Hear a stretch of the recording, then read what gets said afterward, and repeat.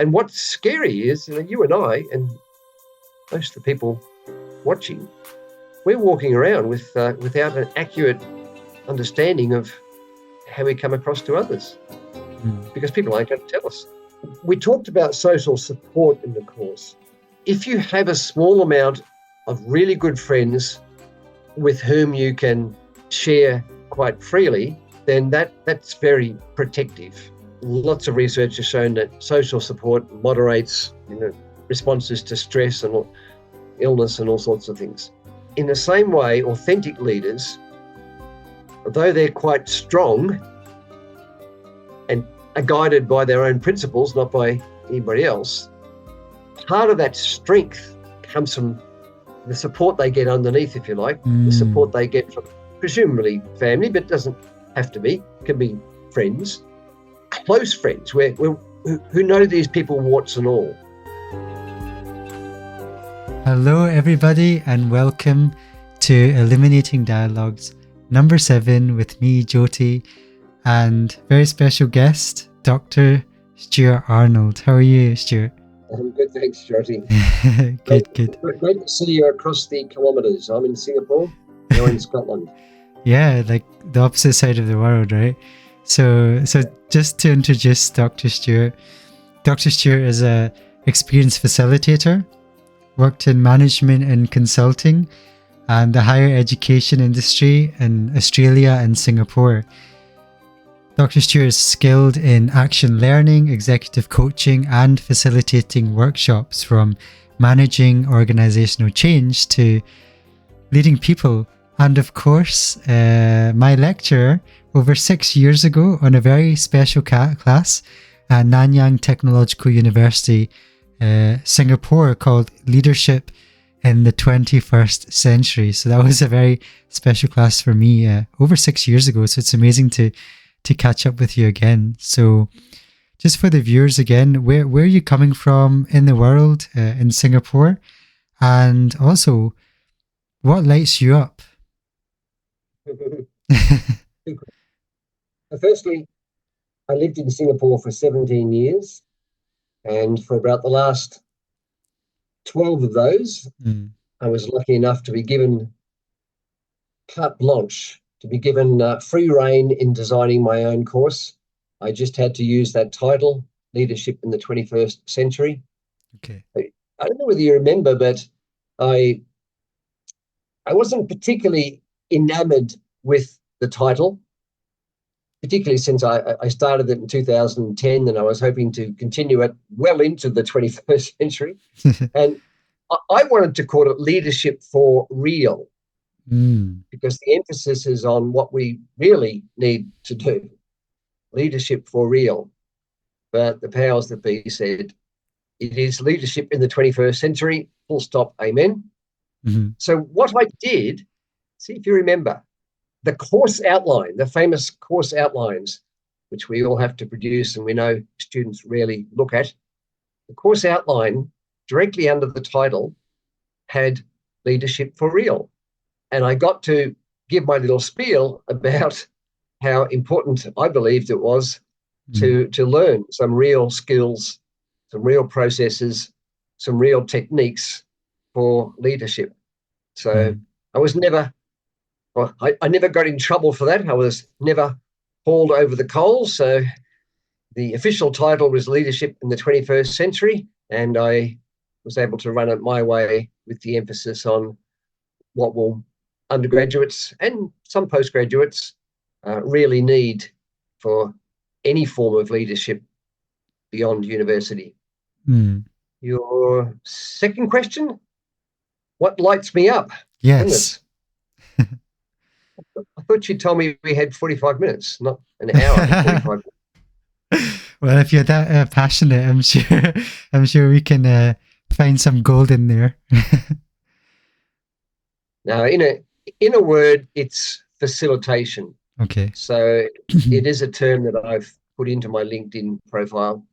And we did a little exercise on a team building sort of a day with the other profs at Nanyang Business School a few years ago. And we had to do a drawing that represented ourselves. And as always, I did the world's worst drawing, uh, stick figures and arrows, and nobody knew what it meant. But I put FOA in the middle. Mm. You know, don't think dirty thoughts, but FOA was facilitator of action. Interesting. The power of that 10 or 15 minutes of doing this drawing, trying to capture who am I, in the same way you're asking me that question too. I came to that realization that that's really who I am at my core, a facilitator. And what I mean by facilitator is somebody who helps, facilitates, who helps others to achieve their goals, to become the best version of themselves, and so on. So I think that's the core principle I work on, and it's something that excites me. Obviously, every person is different. The skills, the processes, the understanding to try and help or facilitate people to be better is varied in every situation. So I could do what I do for the next 5 centuries and never get bored. Well, I hope you do live that long and manage to keep facilitating. And in many ways, no pressure for me, because I'm basically facilitating this conversation. And that illuminating dialogues, why I've set this up, is to essentially facilitate a conversation in that it draws from the dialogue, the experience from both the guest and myself, and to journey in a dialogue, because in Greek it means flow of meaning, to a place where we can organically unfold an understanding and then illuminate for the viewers, for the listeners, and for ourselves, where both our realities come together and have that conversation. And so, yeah, I'm sure we can dig into the power of facilitation. What really is facilitation? What is real leadership as opposed to maybe another kind of teaching leadership? And of course, how can people incorporate that in a more self-leadership style? And we can talk about what does self-leadership mean. I know there's a lot of internet posts around that. And so we can unpack this conversation. And so people can get really an understanding of how they can use leadership in their own lives, but also if they're in a business setting or in a work setting, how can they use the experience you've had in their lives and in their daily lives as well. So, sounds good. So I'm thinking where we can start is really reflecting on leadership in the 21st century, or leadership for real class, as you termed it before. And really what made it so impactful, do you think, for students coming from a wide range of backgrounds, coming from a wide range of countries and also subject fields? So by the time I started that course, in fact, by the time I started teaching at university, most universities paid lip service, and many did more than that. Many do it very well. This idea of active learning or interactive learning or participative learning, because there's been research over 30 years or more that clearly shows that adults in particular, I think it probably applies to children as well, that humans in particular learn best through a variety of stimuli. So experiential, reading, talking, and not just sitting and listening. And that's, I guess we all know that now. That's quite straightforward. But that was what I was excited about. And so just before we came on air, we talked about that each class was 2 hours and 50 minutes and 13 classes across semester. How did we fill them up? Well, I filled them up with lots of short, sharp activities in which the students in the class did a lot of the talking and thinking. If you remember, people were put into teams. I deliberately made the teams as diverse as possible. You actually had to give peer ratings on each other at the end of the course, because there were some team activities that were accessible. But beyond the necessary evil of assessment. Working in those groups, what I observed across 12 years is that people did generally become friends, become closer. Very few groups did not work. Most groups worked very well. Obviously, some people connect better than others. The wider one might drift away and miss a couple of weeks. But in general, being in a group that has to actually do activities, do discussions, do things related to leadership for real. And I showed videos, and we had case studies and debates and quizzes and all manner of things. So to really get actively thinking, actively talking with others around you, I think was really powerful for people in the groups. Wonderful for me to watch, and then wonderful for me to debrief, because of course the discussion or the activity isn't not enough by itself. So after the 10 minutes or 15 minutes, I would arrow, that's the Singaporean term, if you remember, arrow a group, which means pick on a group, point a group out, say it's your turn. And then I left it up to the group who would speak on their behalf. I know that some of my colleagues believe in this idea of keeping a class on its toes by basically pointing and picking on anybody. I'm a firm believer in personality and the difference between introverts and extroverts. We do know a lot about that. And I think it's unfair on introverts to give them no warning and to put them in the spotlight. So I would believe that in a 5-person group, an introvert should contribute.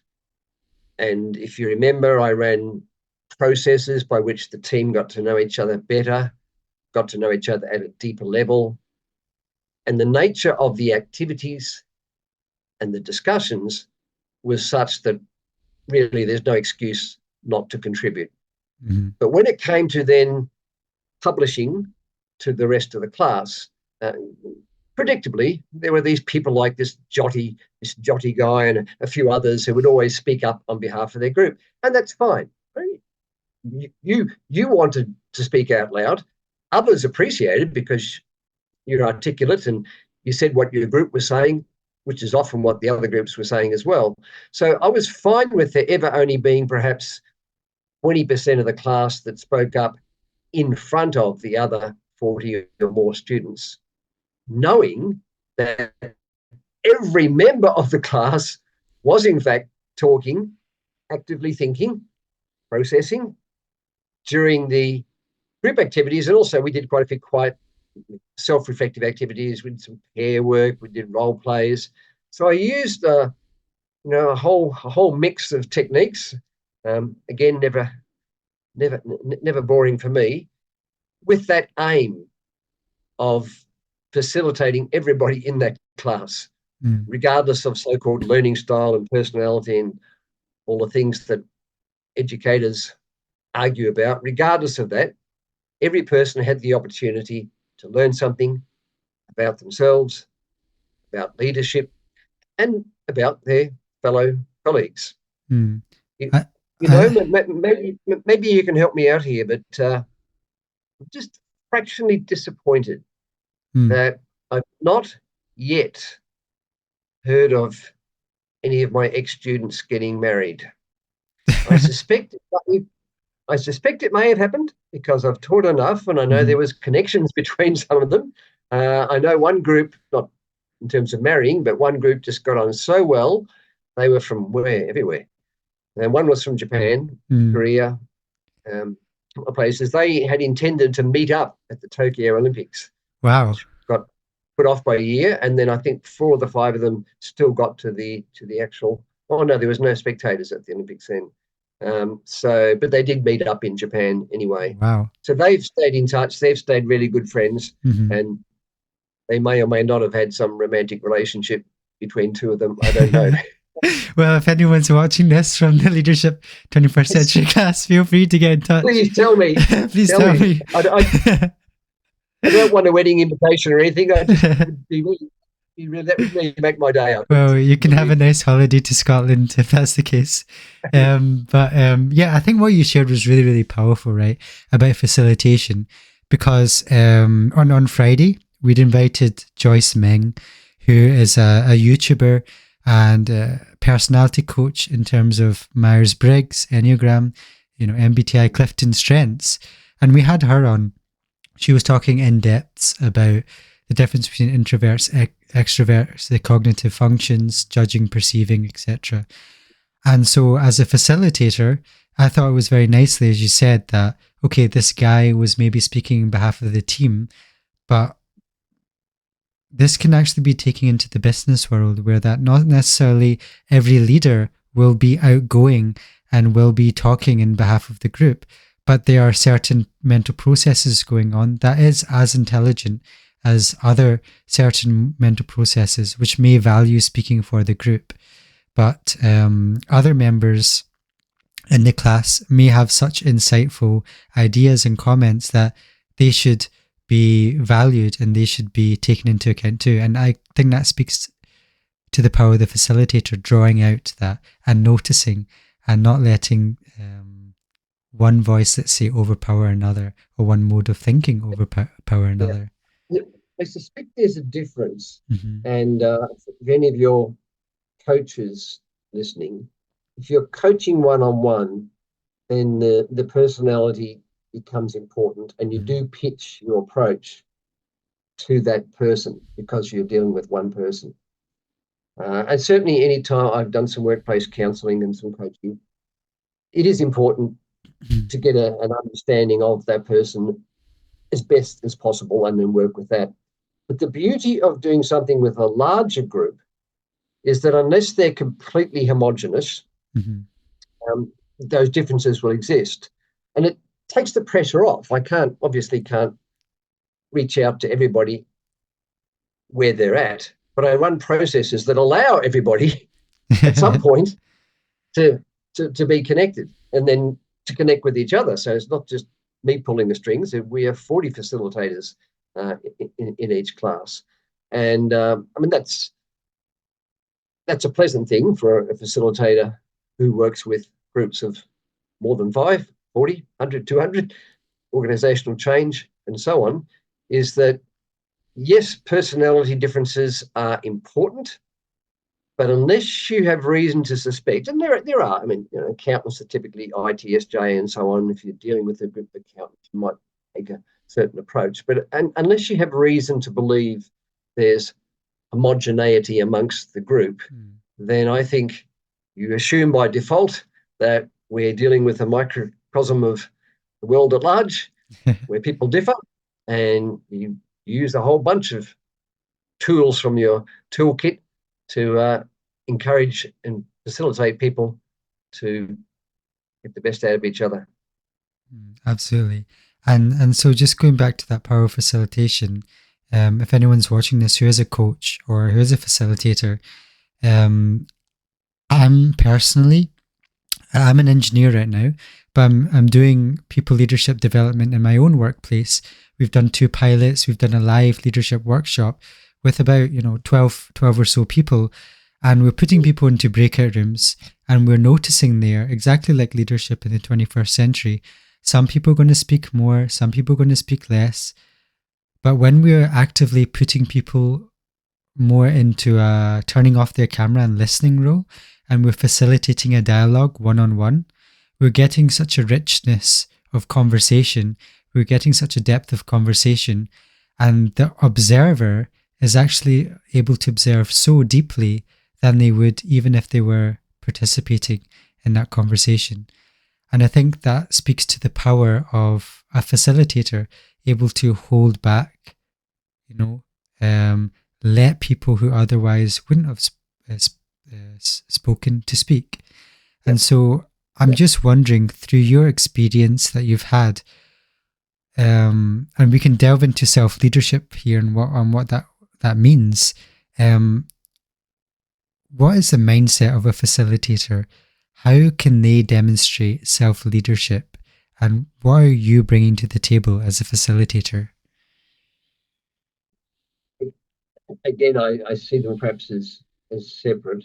Hmm. Um, so let's talk a little bit about self-leadership, and then we'll see if that integrates with what we've been saying about facilitation.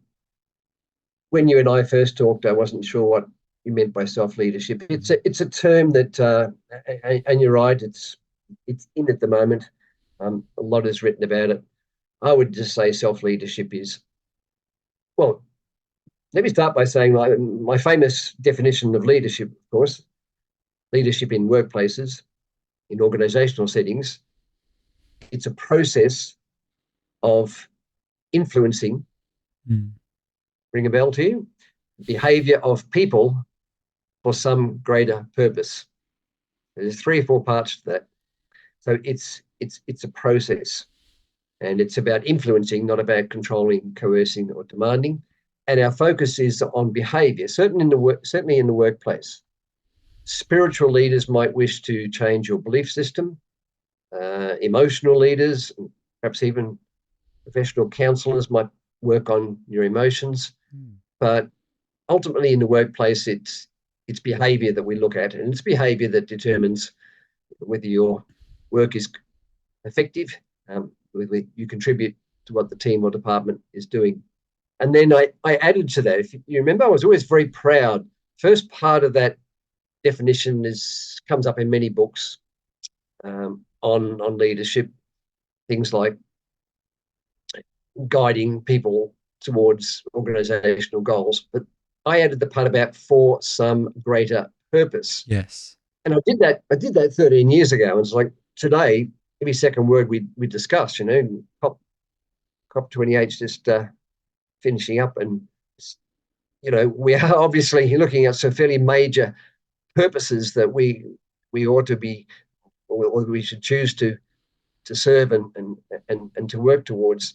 So I never set out to define what greater purpose would mean. If you remember, I threw it over to participants in my class and said, it's really for you to think about what it is not in an organizational setting is improving the bottom line of the organization. Mm-hmm.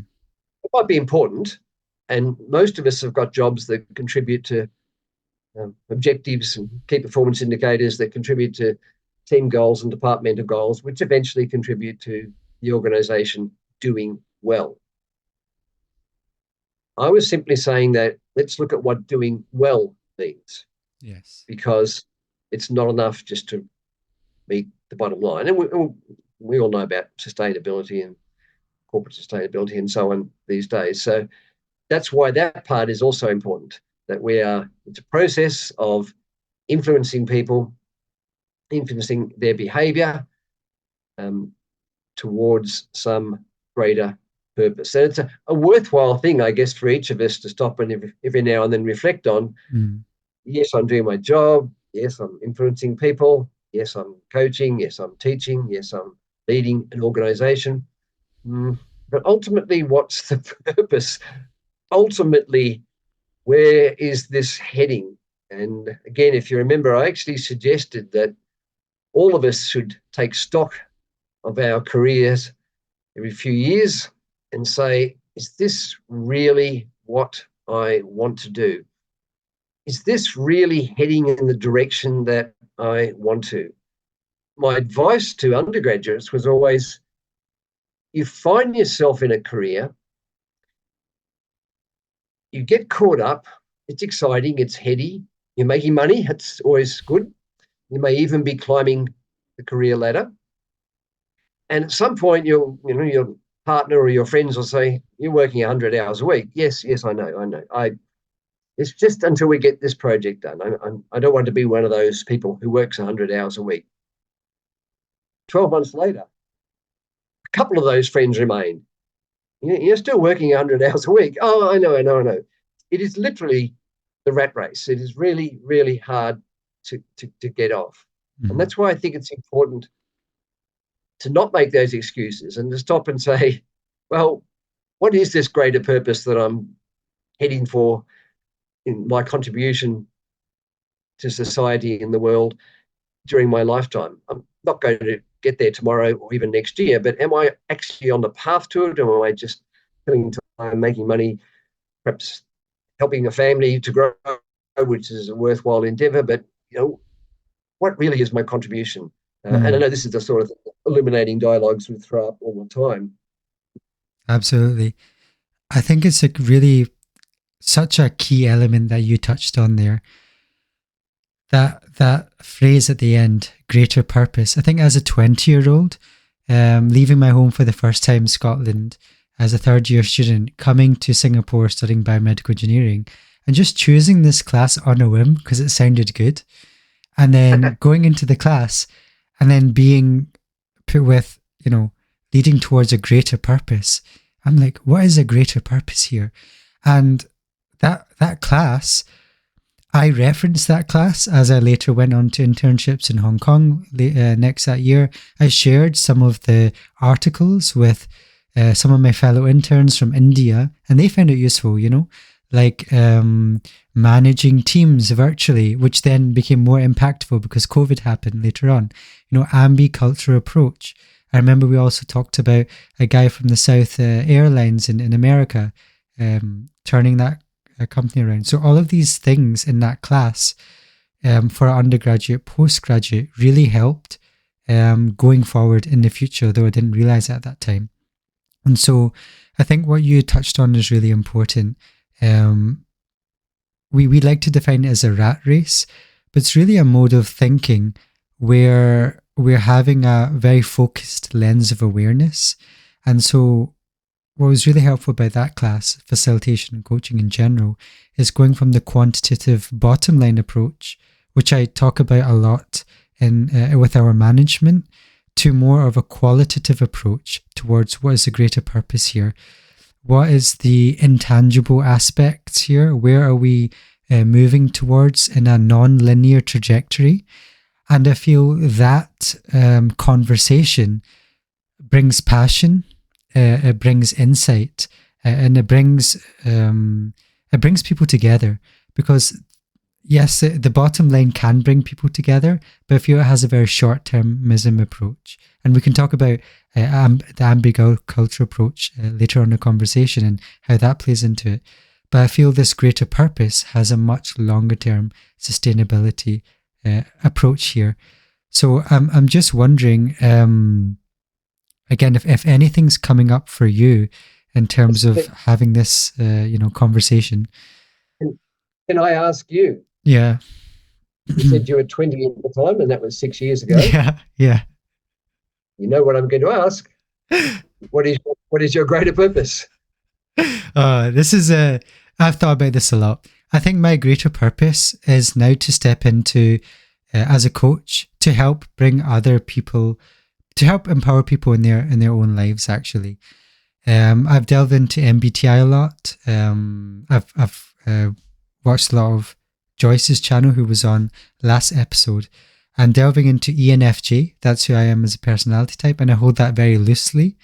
But it's really to help others bring insight into their personality type, understand the patterns they're going through in their own lives, and to understand their skill sets and their behaviors, and really be an advocate or facilitator for people in their own lives. Now, I don't know what context that can play out in the future. Like you said, there's emotional leaders, there's counselor leaders, there's leadership leaders, but I'm stepping into that coaching role. This is the reason I've had this podcast to share with other people, to share with people in the community, to start my own YouTube channel, to share my own journey, and also to start my own coaching practice. So, that's kind of my own journey at the moment. Yeah, and I like the fact that you didn't try and give me a lovely definition of my greater purpose is ... No. Because it shouldn't be. It shouldn't be easily defined. It is somewhat fluid, and it will change over time, and it has many parts to it. And you've described the sorts of things that have become important for you now, in the 6 years that you were in my class, and maybe across the next 60 years, you might veer away from them too, but they'll all be part of your journey. Yeah, absolutely. And it's definitely something that unfolds as I go on. So we I think we touched on it here, the fun and play elements and their importance.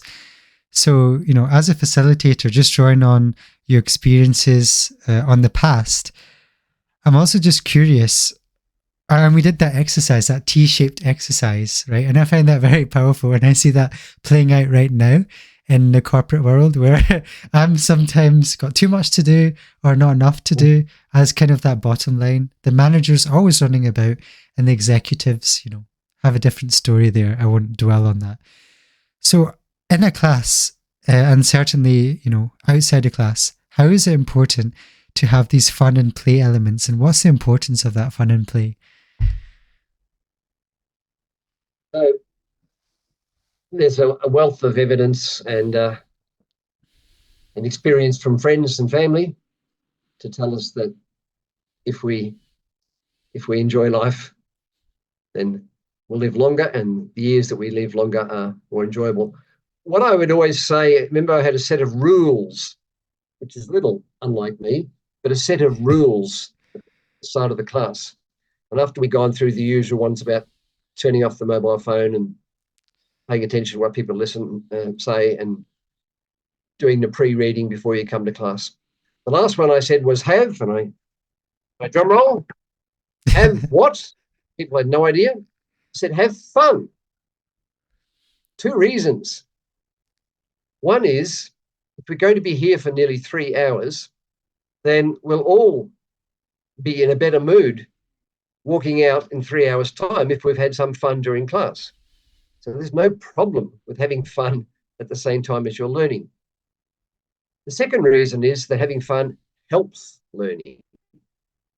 So having a positive mindset, having positive emotions coursing through your body, all those little neurohormones doing their thing, does actually help all those interconnections in the brain and does help learning. I remember hearing a long time ago, unfortunately it's not that practical, but if you were in the habit of studying, by studying I mean the good old-fashioned rote learning for an exam with a glass of wine, and there's some of us that operate like that, then ideally you would sit the exam with a glass of wine, because you basically tap into those same connections in your brain that were formed, and out would come your answers.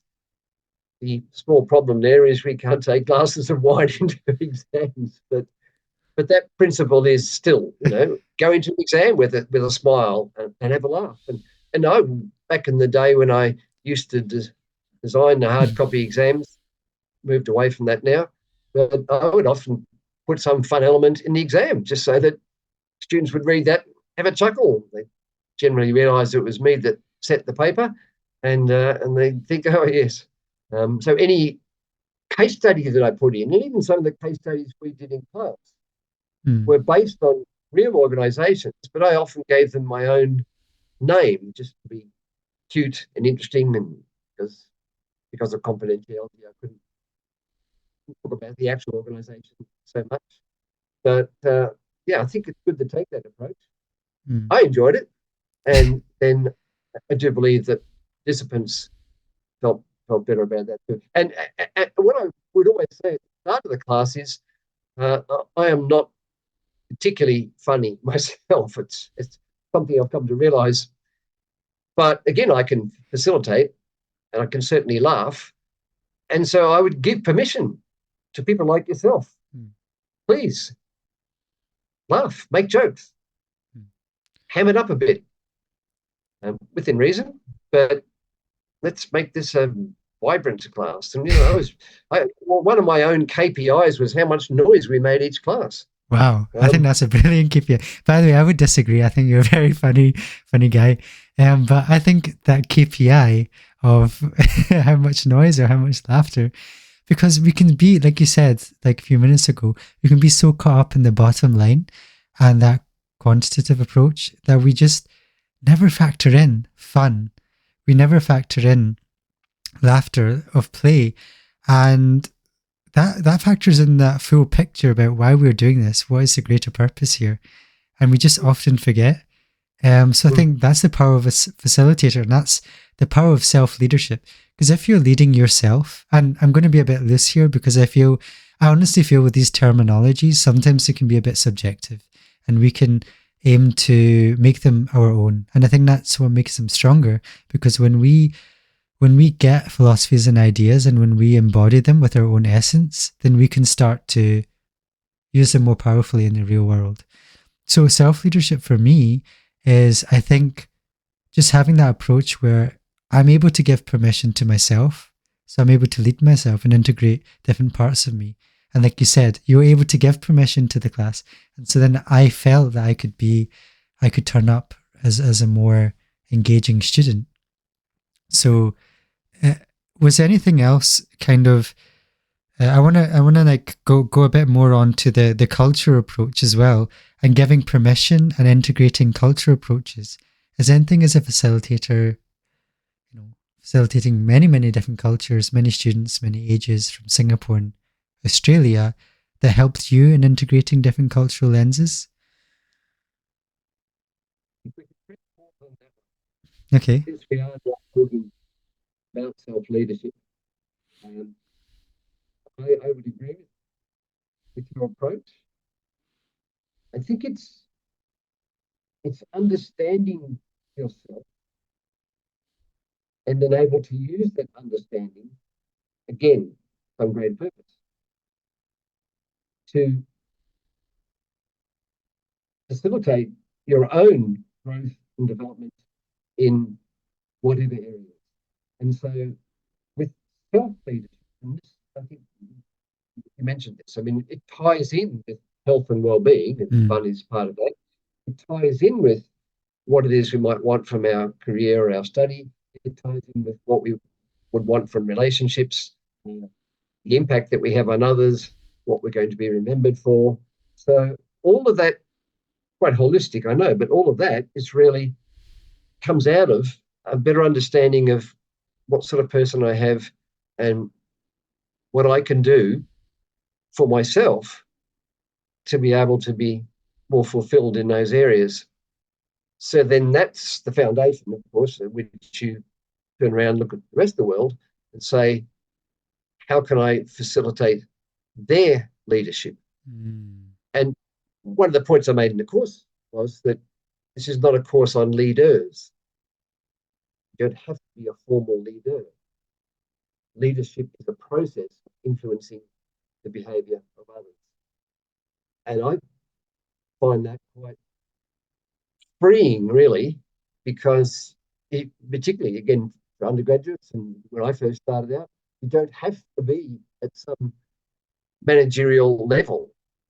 In fact, there's almost the opposite happens. That as you climb the ladder and you become managerial, quite transactional, maybe you become a transformational leader further on, but you're not necessarily using leadership any more effectively than somebody who's new to the team and who comes into that team and is able to connect with people, facilitate them, help them clarify what it is they're trying to achieve, check in with the boss just to be sure you're doing the right thing and not getting yourself into trouble.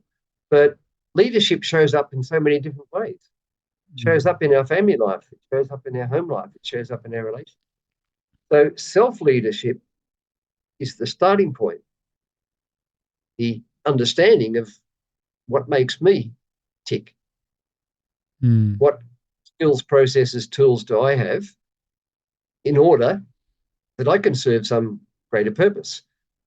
Why do I want to serve some greater purpose? Well, selfish, because that actually gives me enjoyment, fulfillment. I'm no martyr. I don't think there's many real martyrs in this world. There are some. But the beauty of facilitating, the beauty of working towards a greater purpose is that amazing sense of fulfillment if we believe we've helped in any way. And helped in any way.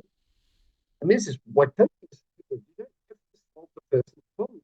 You don't have to turn them from a delivering mess to the greatest CEO of all time. I mean, it's just you facilitate as much as they will allow some movement along a trajectory. Mm. Yeah. Like like what you said there about leadership, not necessarily leading others, but more influencing others and managers. I think that was a key point. Like managers versus people who just came into the role can have the same level of influence, and that's seeping into the family and friends life. And I think it's inspiring as well for people watching this, people who are not necessarily in the business world, to Mm, understand, how can I lead mm, myself? How can I influence others? So do you have any mm, advice there about how can people start the process of self-leadership, and what is that mindset? mm, mm. Okay,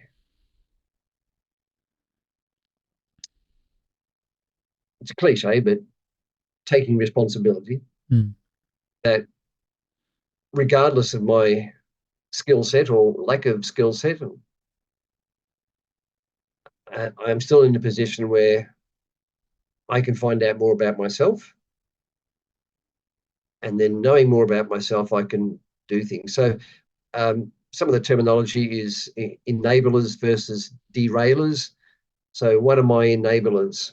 What are those things about me that help me to achieve my goals? And what are my derailers? What are the things that I tend to get sidetracked on or restrict or retard me my growth? mm, One of the common ones I think of is how I respond to challenges.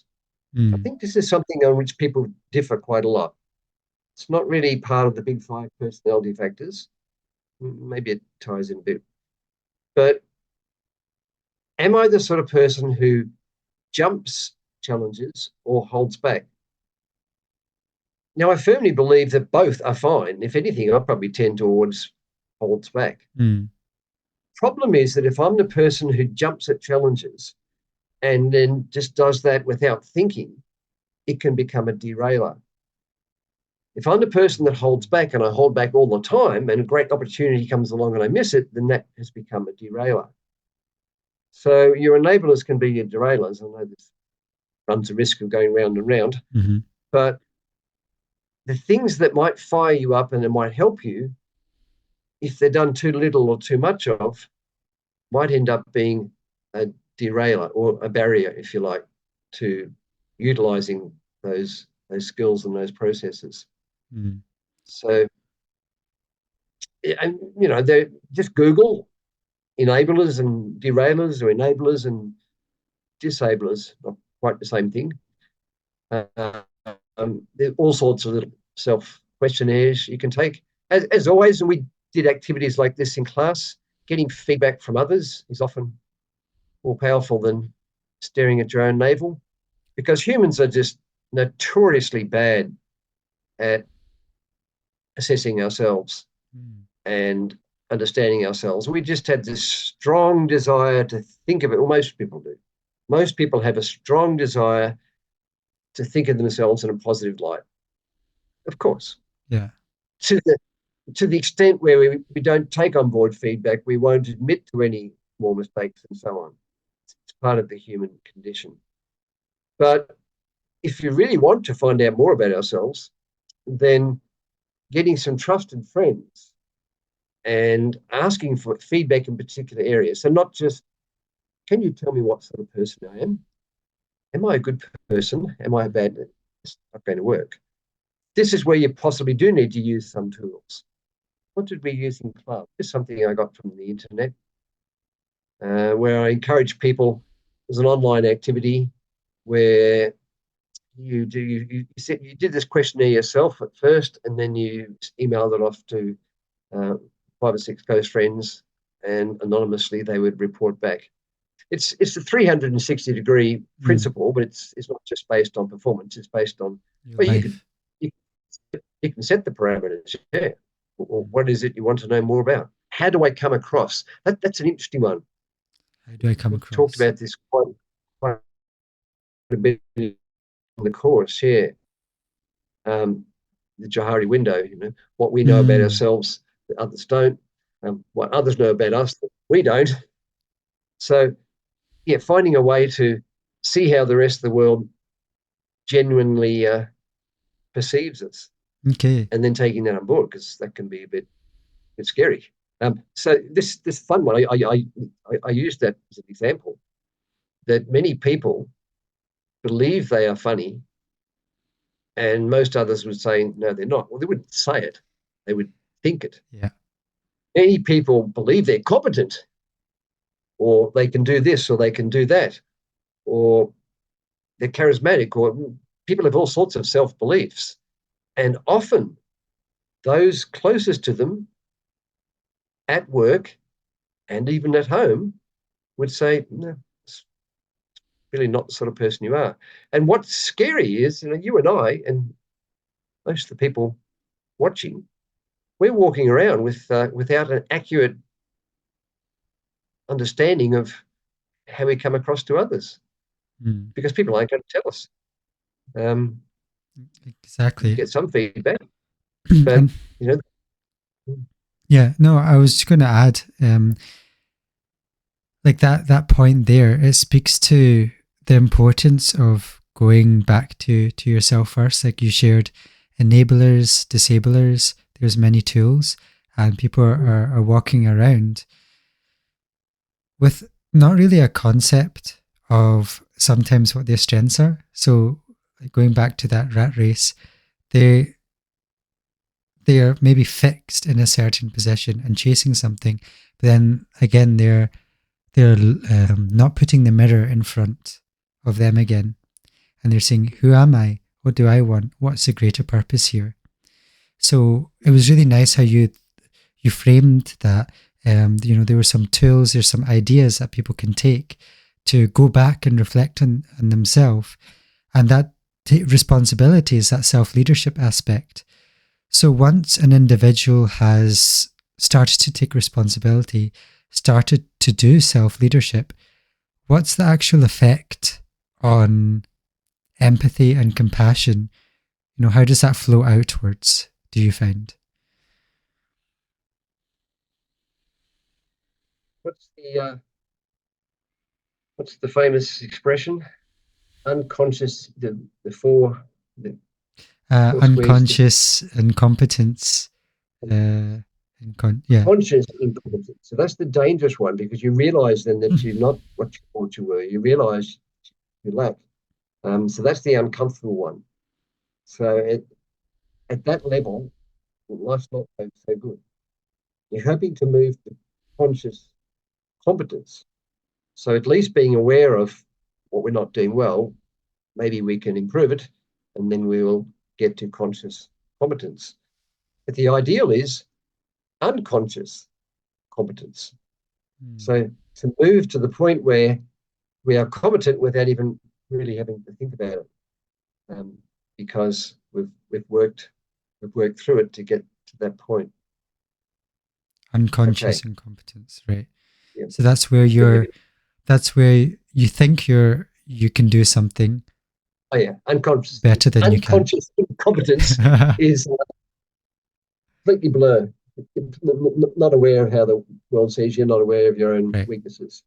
Now, again, most people that I think you deal with through illuminating dialogues at least going to be a conscious incompetence, and they're working towards conscious competence. Mm. And you've probably had some people who've reached nirvana, who've reached unconscious competence. And, we'd all like to be like that, where you are very skilled at what you do, Mhm. but you really don't even have to think about it.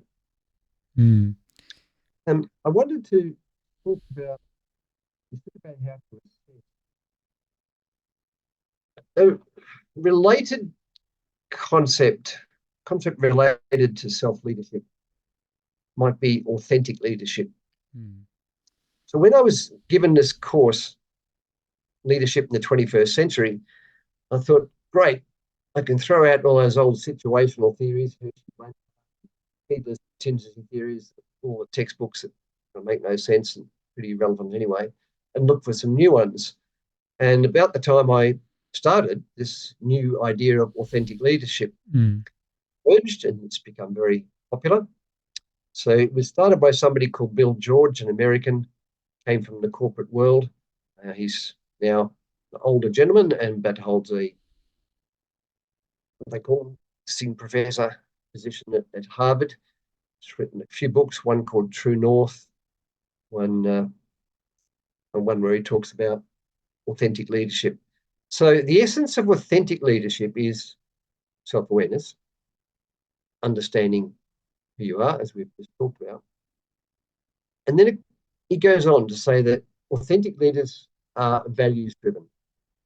So again, they have a purpose, and this purpose translates to certain principles and certain values that they would uphold. And they'll do things in response to the value, not in response to somebody telling them they have to do this or pushing the panic button because our sales were down last quarter or something like that. We talked about social support in the course, which is that if you have a small amount of really good friends with whom you can share quite freely, then that's very protective. Lots of research has shown that social support moderates, responses to stress and illness and all sorts of things. So in the same way, authentic leaders, although they're quite strong and are guided by their own principles, not by anybody else, part of that strength comes from the support they get underneath, if you like, the support they get from presumably family, but it doesn't have to be, can be friends, close friends, who know these people warts and all. And even though authentic leaders, by the term authentic, should be natural and genuine, there's a certain amount of leadership image comes in. I mean, you're not going to come to the executive boardroom in torn old shirt because that's what you prefer to wear. We still play the game to a certain extent. If you're at that boardroom and somebody's rattling on, saying things you don't agree with at all, you're not going to shout at them. You will put on a smile and you'll try in some way to facilitate, to move the discussion, away. But when you get back home or when you go for a walk after work with your best friend, you would then open up and say, that person, no names mentioned, that person just drives me crazy. It happens every time. I'm not quite sure what to do. There's value in that. There's nothing wrong with expressing negative emotion appropriately. And the best leaders do it appropriately. That's the key. You don't do it in the boardroom. You don't do it to the person who's causing problems. You need to pick your words very carefully with that person. But you can share the feelings you're experiencing as a result of that person or that situation. One of the key fundamentals of organizational change is that it hurts. It hurts like hell. And you can pretend it's not, but it is. It's really uncomfortable. It's uncomfortable for the leaders. It's uncomfortable for the managers. It's terrible for the staff who are not sure if they're going to be let go or not. So being able to express those negative emotions in a reasonably constructive way. And I've come in, often consultants are brought in to try and help run debriefing workshops in a way, but it doesn't need to be an external. It just needs to be a focus on, it's all right, we're going through a tough time, we can admit that. If we have issues with each other, we can even admit them, but there needs to be some care taken in how we do that, because everybody's feeling fragile at the moment. So going and saying, you're not really helping, is not really helping. So that's why organizational change is so complicated. I think you touched on a lot of key points there, like sharing a social support network. So even whether you're a doctor, whether you're an accountant, have a stressful day, whether you're in business, being a strong values-driven doctor, engineer, lawyer, that looks like the top of the iceberg, but you just have a whole iceberg under the water that supports you. So I feel people often don't think in that manner because, when the sales are plummeting and like you said, you want to change your tactic quickly, but if they're not aligned with your values, people might say, well, it doesn't matter if it's not aligned with my values. I'm still going to make this change and, increase the sales. But then people are forgetting that whole iceberg thinking approach, that more holistic thinking approach. And I feel like that's the power of a coach or a facilitator to come in and highlight that power.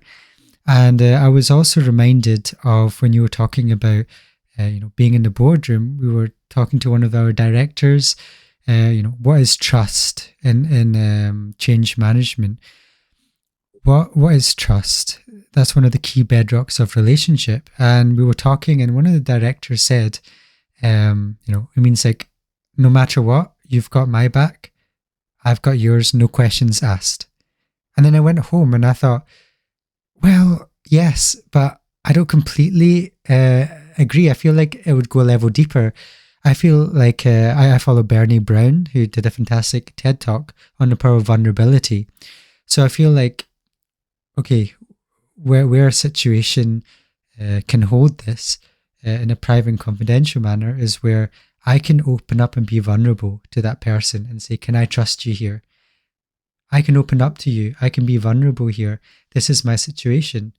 I feel that is real trust because you're opening up and you're saying, can I trust you at this level? And then that establishes a kind of bedrock relationship that goes beyond just the surface or medium term level of trust and establishes a deeper level of trust. So after that change management has occurred, after that storm has blown, there's now a deeper level of trust that has been formed. Yes, yes. And what you're saying is, of course, very important for coaches, counselors alike.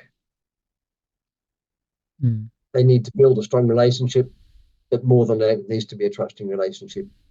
And again, there's a whole literature written on trust. It's not so straightforward as you think it is. And again, from the coaches or the counselor's point of view, we may think we're trustworthy.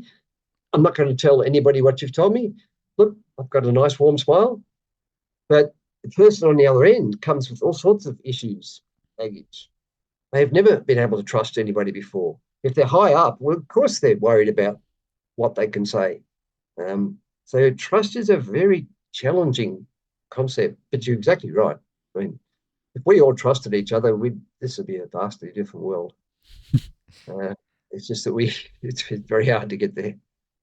That's so true. Yeah, and where I wanted to go to next, I know that we're approaching an hour, so I hope you're okay for time. Was the concept of cultures, because I'm really with this channel, I'm really interested about, of course, delving into my own culture. I started this channel with the Punjabi lore series about humans coming into the subcontinent, the culture developing, my own grandparents coming from the UK, and that journey and my whole cultural process and exploring that. So I'm just wondering, as a leader, as a person, as someone developing and showcasing self-leadership, how can we integrate that ambicultural approach, as a facilitator? What has helped you there? So we covered that in the course. Your year might have been the last year, because there's a nice Harvard Review article written called The Ambicultural Manager. Mm-hmm. And it's based on Stan Scher. I'm not even sure whether he's still alive. He's a Taiwanese tycoon, but heads up Acer. Well, he was Acer, the yeah. founder of Acer. He was the founder of Acer. I think he's pulled White back now. It's a few years as chairman of the board, but I suspect he's very old. But the article referred to the fact that he was ambicultural, like ambidextrous, able to work in a Chinese culture and an English culture, and it's what Taiwan does very well with their manufacturing, particularly of IT products, is that they do use the best of both worlds. Singapore, I haven't heard the term used here, but I think Singapore tries to be an ambicultural nation in the sense of it, like Switzerland, everybody's friend, and even here it's important to speak 2 or 3 different languages, so English and Chinese and Malay and Indian.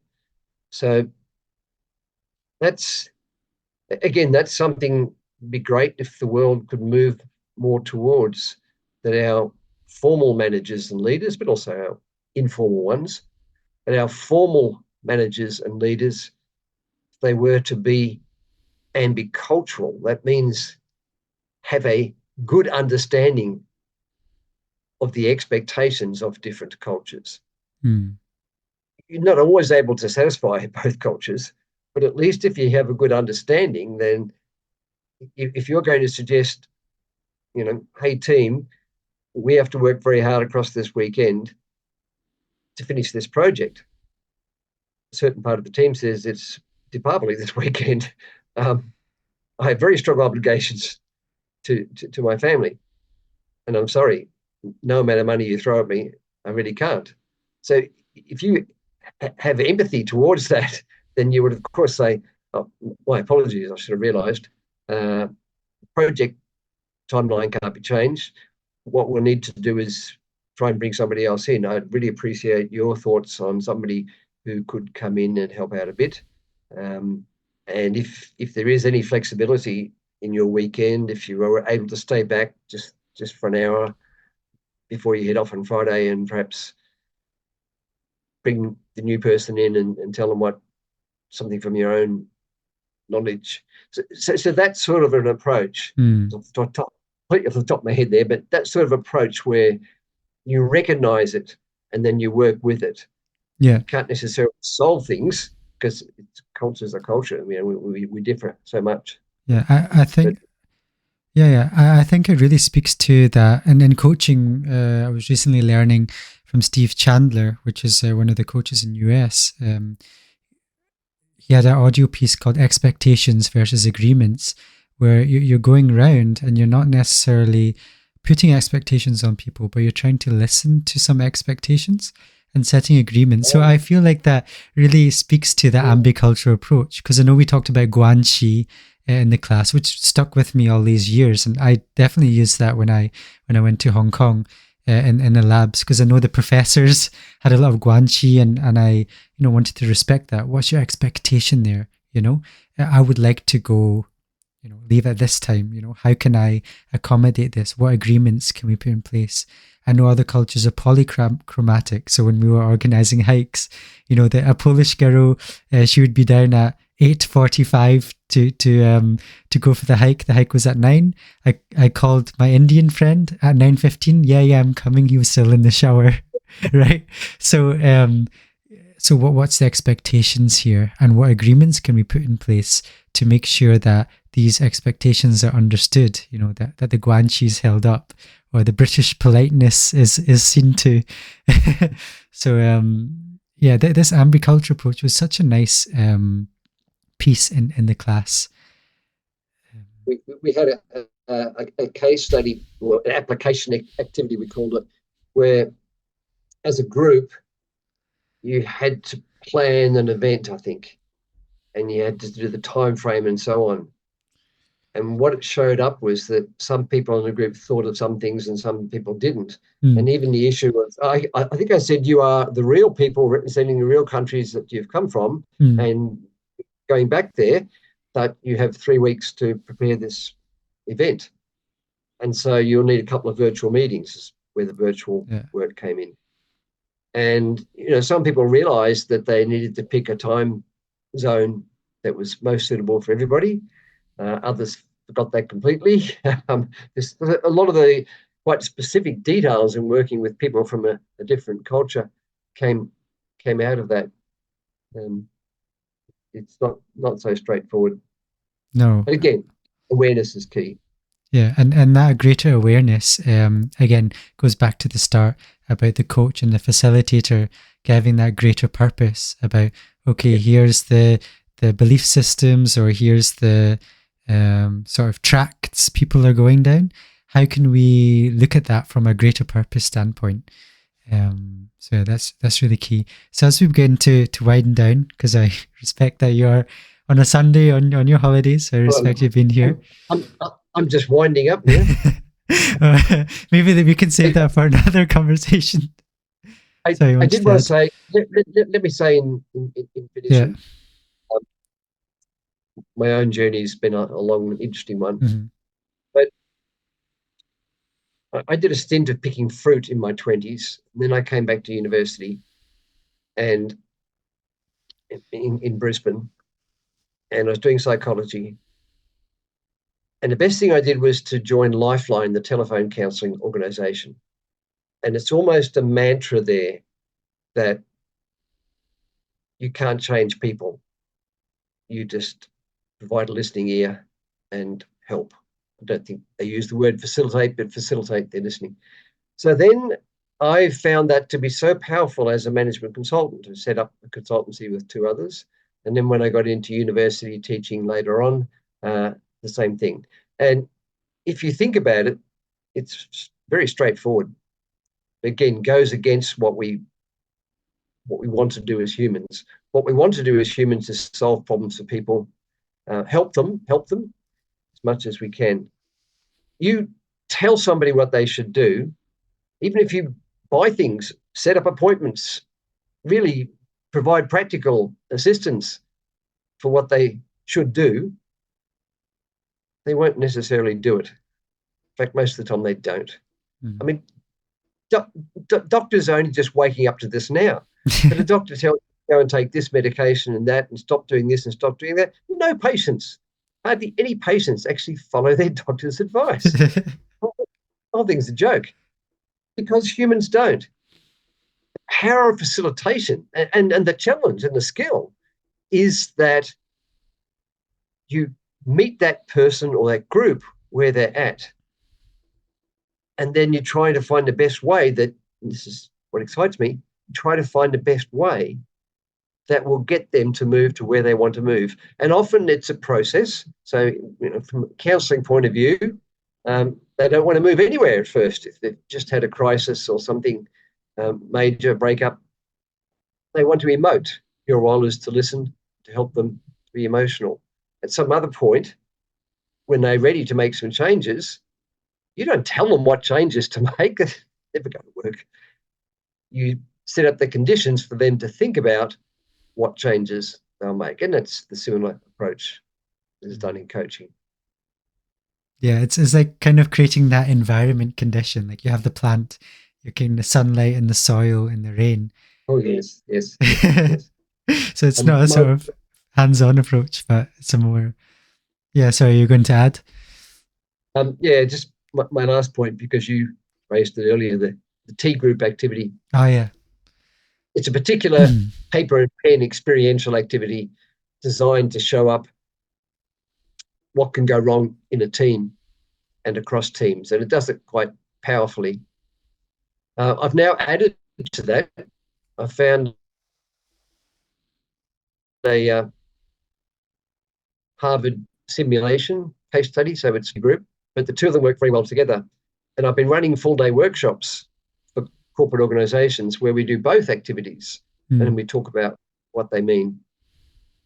Having moved back to Australia this year, and I'm just doing a little bit of teaching, but not a great amount.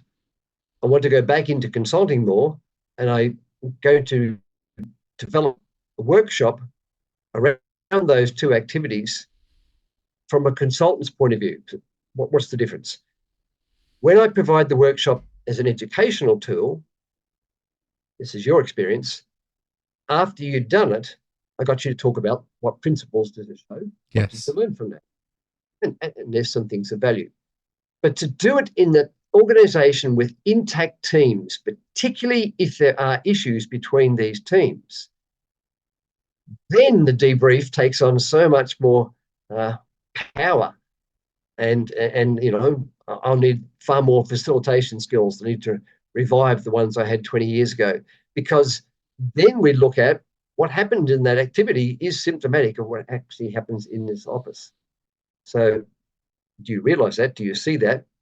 And then how can we go about changing that? So using those activities as a starting point for really investigating and exploring what's holding our team back, what's holding our department back, what's holding our division, what's holding our organization back. So that's my next big direction in life, and I'm very, very excited by that. Amazing. I'm so excited for you. And it's kind of like a mirror, so it's hard to explain to sometimes the impact or the quantitative, measure of what does this bring. But it's kind of like a big mirror. And it puts up to the organization's face sometimes. But I wanted to just ask you, just to finish on, just as a human being, like you mentioned as well, you were in that counseling region when you just started in your 20s. Just what have you noticed over the years that's led to both just happiness and success in the classroom, in the boardroom, and just in family life? For myself. Mhm.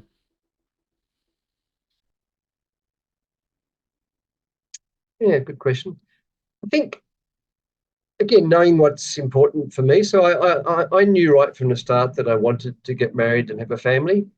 And yet, strangely enough, I didn't get married until quite late in life and had my firstborn when I was quite old. It's worked out. It's helped to keep me fit. I have to be to keep up with them. They're teenagers now. So, I've got lots of friends who chose not to have children. They have fulfilling lives. But for me, I was always going to choose that path. I've tried over the years to juggle consulting and teaching with some success at times. We've come full circle now, and I'm getting back into more consulting, and that excites me. I think both help each other. The consulting helped the teaching originally. I was always able to use real life examples. And then now the teaching, with my experience with thousands of students of different nationalities, I think will help with the consulting. Awesome. And yeah, it's like last dialogue we spoke about how it's not just one kind of thing we sort of shoot for in life. It's a multiple factors that take our interest. It's so multifaceted. So I always like to end the sessions with a phrase that I use in my coaching that my sister actually came up with, which is go slow to go far. Because I believe that when someone goes slow, and they really reflect, and it spoke to our conversation today about the power of facilitation, both as a parent, as a family, as a friend in the business world, can help us go far. So, what is your advice for people listening to really go slow to go far? What is my advice beyond that? I mean, that's very good advice in Yeah, itself. You want me to add to it? yeah, just yeah, Okay. how can just based on the facilitation Yeah. understanding. Keep in mind, we can't change people. We can only facilitate them to change for themselves. Amazing, powerful words. So thank you so much, Stuart, for coming on. If people want to get into contact with you, if they want to learn about more consulting or facilitation, where can they reach out to you? Can they reach out to your LinkedIn? LinkedIn's the best. Yeah. I still need to update it and make it look a bit more professional, but the basic details are there. And yep, that's the best way to contact me. Sounds good. I'll put your LinkedIn then in the description box below so people can reach out to you. Thank you again. And thank you to everybody listening. Remember to like and subscribe. And I will see everybody next time. Thanks, everyone. Thanks, Jhoty. Bye bye.